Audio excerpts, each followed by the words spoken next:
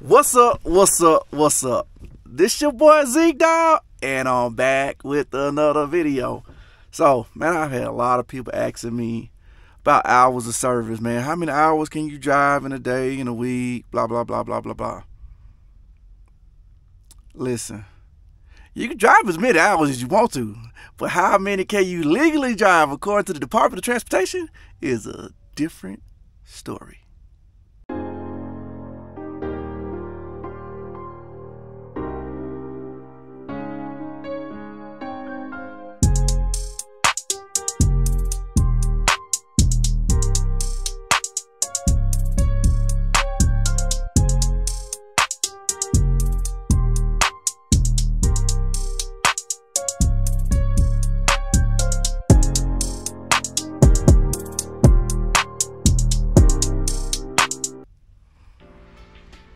So, you basically got 4 clocks. 4 clocks. All right. All 4 clocks are running at the same time. You're like, well, how you got 4 clocks running at the same time? You got what I call your big clock, your week clock, basically. And I'm going to give y'all like the basic breakdown. You can get real technical and say, well, Zeke Dog, well, if you do this and if you split or if you only run it, we going off average, basic, daily running for a week. So you got, for starters, a 70-hour clock. You got a whole 70 hours to be on duty doing some kind of work. Now, when I say on duty doing some kind of work, that means driving, that means loading, that means unloading, that means pre-trip on your vehicle, that means post-trip on the vehicle, maintenance on the vehicle. On duty covers a broad variety of things, yard movements. This is on duty. Now, you got 70 hours now. A whole 70 hours. So once that clock starts, it's going to trickle throughout the week, going all the way down. Now, every clock that you have can be reset. Now, the way you reset a 70-hour clock is you got to take a break. And not just any break. We call that the 34. 34. You got to take your 34-hour break of you not being on duty in any kind of capacity at all. Shut down for your 34. Or weekend break, whatever you want to call it. But 34 hours later, that clock will reset. Not only will it reset that clock, your 70-hour clock, it'll also reset every other clock you got as well. It's like the master reset. So, you know, the little button behind some electronic devices is like the master reset. Think of your 34 as the master reset. All right. You got 3 other clocks that are also running simultaneously throughout the day. So when your day starts out in the morning, when you first go on duty after a full 10-hour break, you should have a 14-hour clock that's full, which is your on-duty clock, your 14-hour on-duty clock. You have a 11-hour drive clock, and you have an 8-hour, what we call like rest break clock. Okay, so once you go on duty with that 14-hour clock, that's your day cycle. Like, nothing stops that clock. Asterisk beside that. Nothing stops that clock. You got 14 hours to complete any work that you want to get done today, to include up to 11 hours of driving. So let me try to get y'all to understand this. So you got the 14-hour clock that's rolling. Now you do your pre-trip, you do all this. That 14 hours still going. You take off, going toward whatever destination you're going to, whether it's the shipper, receiver, wherever you're going. You're driving. Now your 11-hour clock has begun because you're driving now. You can drive up to 11 hours in one day. I said, one day. Looks like a one. Up to 11 hours in one day. Now, if your 14-hour clock runs out before you've reached your 11 hours of driving, you're done. You cannot continue to drive. So let's say you've been stuck at a shipper, hour and a half here, hour and a half there at a receiver. All right, had to move my truck real quick. So, as I was saying, if you only drive for, let's say, 8 hours, and you've been stuck at the shipper for a few other hours, and your 14-hour clock is about to run out, you're done. You cannot drive anymore. We're not talking about splitting time and doing this and that. We're talking about just a basic 14-hour clock. Now, all clocks can be reset. In order to reset your 14-hour and your 11-hour clock, you have to shut down for a 10-hour break. Now, this 10-hour break can be in sleeper berth or it can be off duty. It's up to you. However you want to shut down for your 10-hour break. That also include doing your 34. It can be sleeper berth. It can be off duty. It doesn't matter. But it cannot be on duty at all. It has to be off duty completely. So let's say 9 hours and 45 minutes go by, and you get up and you're like, let me just creep my truck forward a little bit and get ready to get some fuel. If you're not careful, and you don't know your truck and how to creep, you can accidentally put yourself back in driver mode and screw your entire clock. You will have to stay shut down for another 10 hours. Yeah. You're like, well, Zeke, dog, that's 20 hours. You messed up your clock. If you don't stay shut down, not moving for the entire 10 hours, your clock won't reset. You have to shut down and stay shut down for 10 hours. So, then you got your fourth and final clock, which is your 8-hour break clock. The way this clock was designed, if I tell you how it's designed, you'll probably understand the way it works.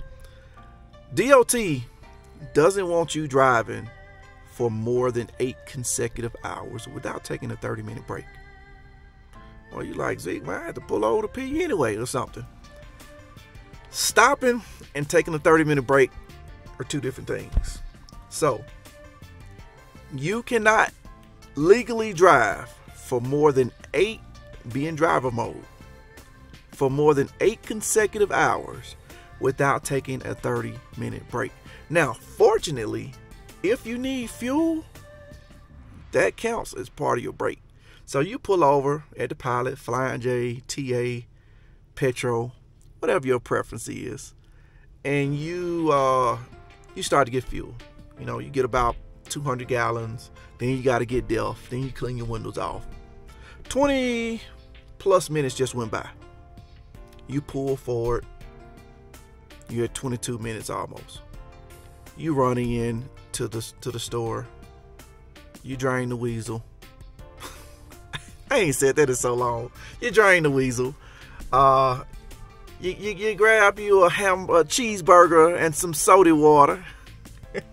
Them bonehead truckers be killing me when they say that. Or you get yourself a slizzy, a hot dog or something, and you come right on back out. Subway, you know, you look at the time, you've been stopped for 34 minutes, 35 minutes already. You have just satisfied your 8-hour DOT break. Yep, even though you spent 20 minutes in fueling and another 15 minutes off duty, you've satisfied the DOT requirements for a 30-minute break. Now that clock now resets. Now you get another 8 hours of available time to drive without having to take a 30-minute break. If I'm saying that to where you can understand it, that doesn't mean you can drive for another 8 hours. That just means the clock that would allow you to drive 8 hours if you had 8 hours of drive time has now been reset.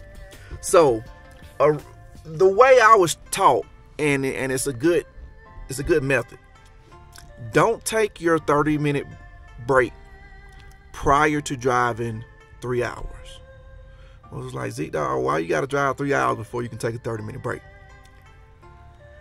If you drive for, let's say, 2 hours, you take a 30-minute break, the clock is going to reset for 8 hours, but you still got an extra hour out there because you got an 11-hour clock. So 11-hour clock minus 2 is 9. But you only got an 8-hour window to drive this. You only got 8 hours to drive of your 9 hours. So then you got to take another 30-minute break. So if you wait a minimum of 3 hours before you take your 30-minute break, you good. You good for the day. Drive 3 hours, take your 30-minute break. You've satisfied your 30-minute break, and all you got to do is drive at that point. So 11 hours of driving, man, that's a lot of time. And now you got some truckers that, you know, they probably laugh and say, oh, man, I don't run off no electronic log. I run off my paper book. You know what? This rule applies to all commercial vehicles. If you're running paper logs, you know, that's a whole nother video for people that run paper logs. I don't run paper logs. I run digital electronic log. So I'm gonna show y'all what my current clock looks like. All right, we're gonna try to show you this clock to see if y'all can see it. But I have an 8-hour clock, an 11-hour clock, a 14-hour clock, and a 70-hour clock. So if you look at my 8-hour clock, it's full. I can drive up to 8 hours. If you look at my 11-hour clock, I can drive up to 10 hours and 22 minutes for the rest of the day. If you look at my 14-hour clock, I still have 12 hours and 24 minutes on my 14-hour clock. Now these top 3 are good for today. This 70-hour clock, I still got 43 hours for the whole entire week to drive. So I'm a little less worried about my 70-hour clock. I tend to worry about the 70-hour clock coming toward the weekend. But the main clock you want to look at is your 14 and your 11. So right now, I can put some pretty good miles in because I got almost 10.5 hours of drive time available.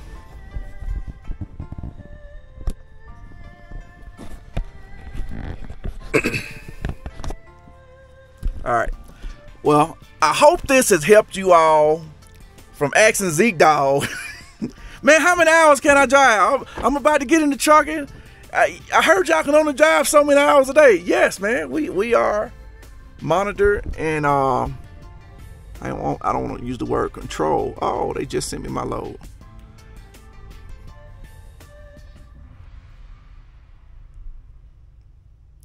Did this dude just send me a load going to Miami, Florida? You know what? Let me call my fleet manager, man. He tripping. He tripping. Not unless this don't have to be delivered until what day this thing got to get delivered. Man, he just sent me a load going to Miami, Florida. Now, oh, sweet Jesus, how much it pay?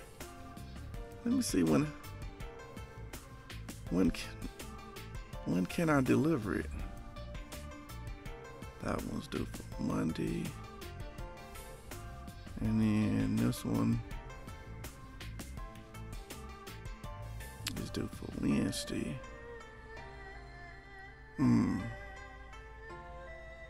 Yeah, let me call my fleet manager. I don't think this one gonna work. I don't mind running it, but I got some stuff I gotta do this weekend, and I may not be able to do it. But hopefully the hours of service video, like I said, it's been a good one for y'all, man. I'll be trying to answer the questions and I try to break it down to explain it the way I understand things. So when I first started hearing about these clocks, man, I was like, man, I'm nervous about these clocks. I don't know about these clocks. The biggest thing is understand how to reset the clock. If you understand how to reset the clock, you can understand how to run the clock. They really should teach you resetting the clock first, and then teach you how to run the clock next. But 70-hour resets with a 34-hour break, off duty, sleeper berth, or off duty. 10-hour and the 11-hour drive clock and the 14-hour duty clock resets with a 10-hour break, off duty or sleeper berth. And the 8-hour clock resets with a 30-minute break, which you can be on duty, you just cannot be driving. That's the simplest way to put it. So hope this has been educational for you all, and hope you learned something, man. Hey, like, share, subscribe, comment, hit the notification bell, and join the Dog Team. So until the next time, baby, keep it trucking.